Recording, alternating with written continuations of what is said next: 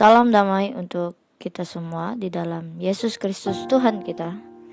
Hai everything, pada hari ini saya rindu untuk berkongsi firman Tuhan dari versi Alkitab Berita Baik yang terdapat dalam Matius pasal 8 ayat 14 hingga 17. Yesus pergi ke rumah Petrus.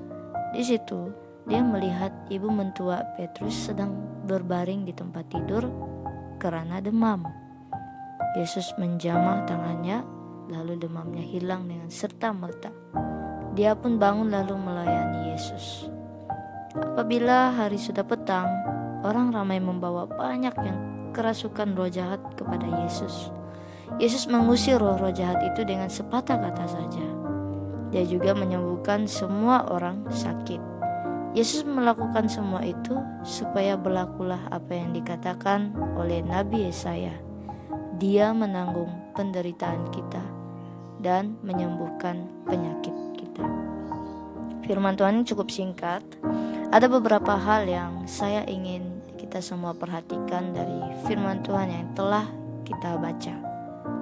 Pertama, Yesus melihat ibu mentua Petrus sedang terbaring di tempat tidur.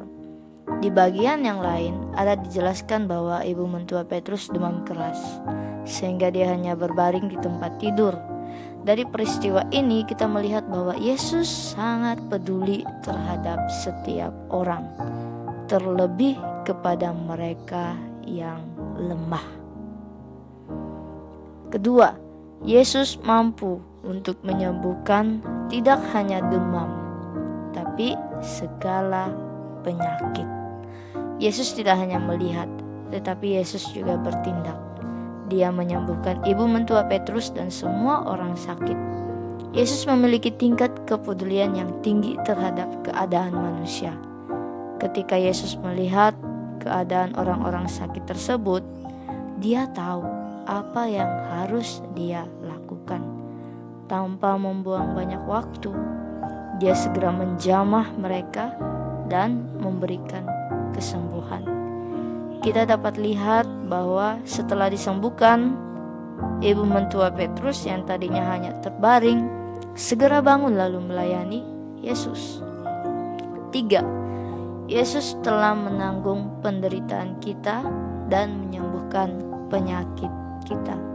Sebelum Yesus datang ke dunia, Nabi Yesaya sudah terlebih dahulu menubuatkan mengenai apa yang Yesus akan lakukan. Yesaya 53 ayat 4 berkata, "Tetapi sesungguhnya penyakit kitalah yang ditanggungnya, dan kesengsaraan kita yang dipikulnya."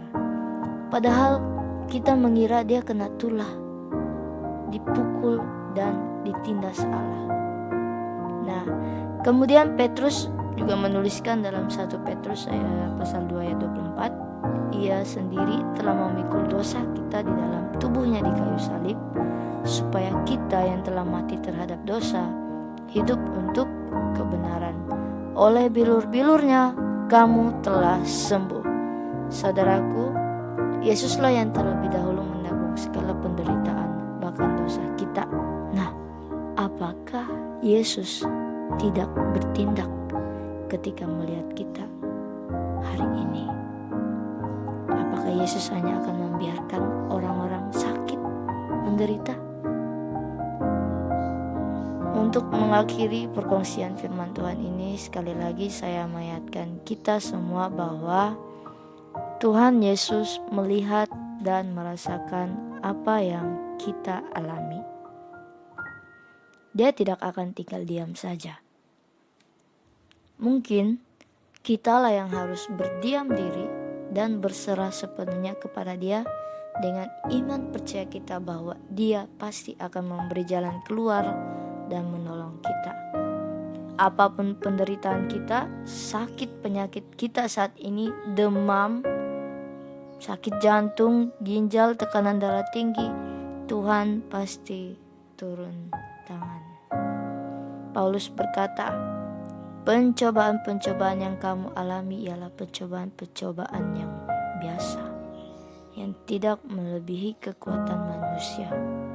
Sebab Allah setia, dan karena itu Ia tidak akan membiarkan kamu dicobai melampaui kekuatanmu. Pada waktu kamu dicobai, Ia akan memberikan kepadamu jalan keluar, sehingga kamu dapat menanggungnya. 1 Korintus pasal 10 ayat 13. Pada kesempatan ini juga saya ingin membawa kita untuk sama-sama berdoa kepada setiap atau semua anak-anak Tuhan yang bekerja sebagai dokter dan juru rawat. Kiranya Tuhan memakai mereka untuk memberikan sukacita, penghiburan, dan kekuatan kepada orang-orang yang mereka rawat. Mari kita berdoa. Bapa kami yang di surga, kami bersyukur untuk kebenaran firman Tuhan yang dapat kami baca dan dapat saya kongsikan pada hari ini. Sungguh luar biasa bagaimana kami melihat Tuhan tidak akan pernah membiarkan kami dalam keadaan yang lemah. Engkau yang akan menguatkan dan menyembuhkan kami ya Bapa di surga.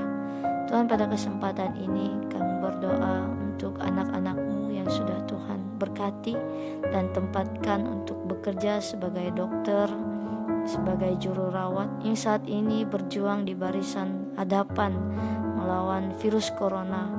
Tuhan, apa yang mereka lawan ini sesuatu yang tidak kelihatan. Bahkan mereka punya potensi yang sangat tinggi untuk juga terinfeksi. Namun kami pada saat ini kami menyerahkan setiap mereka. Engkau menjaga dan melindungi mereka ya Bapa di surga. Dan kiranya Tuhan Engkau memakai mereka untuk menjadi alat-Mu, menjadi saluran sukacita-Mu, saluran kekuatan-Mu bagi setiap orang yang sedang mereka rawat saat ini. Tolong mereka ya Bapa di surga. Kami berdoa keluarga mereka juga supaya Tuhan berikan ketenangan. Mereka tidak perlu risau. Mereka tetap percaya kepada Tuhan bahwa Tuhan yang akan menjaga anak-anak-Mu ini ya Bapa di surga.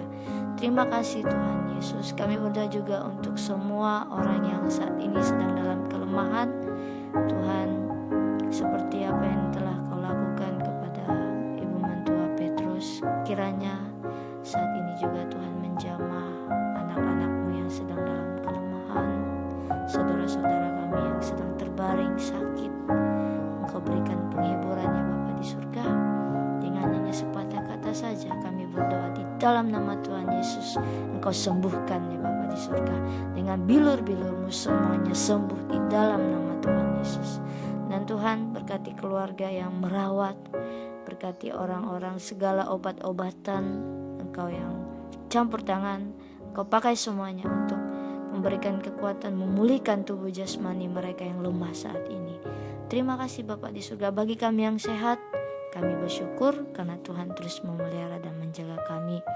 Kiranya Tuhan Engkau berikan kami hikmat kebijaksanaan untuk bagaimana mengurus diri kami supaya tetap sehat ya Bapa di surga. Terima kasih Tuhan Yesus untuk hari ini. Terima kasih untuk firman-Mu. Apapun yang akan kami lakukan sepanjang hari ini, biarlah hanya nama-Mu saja yang dimuliakan. Terima kasih Bapa di surga. Haleluya, haleluya. Amin. Tuhan Yesus memberkati.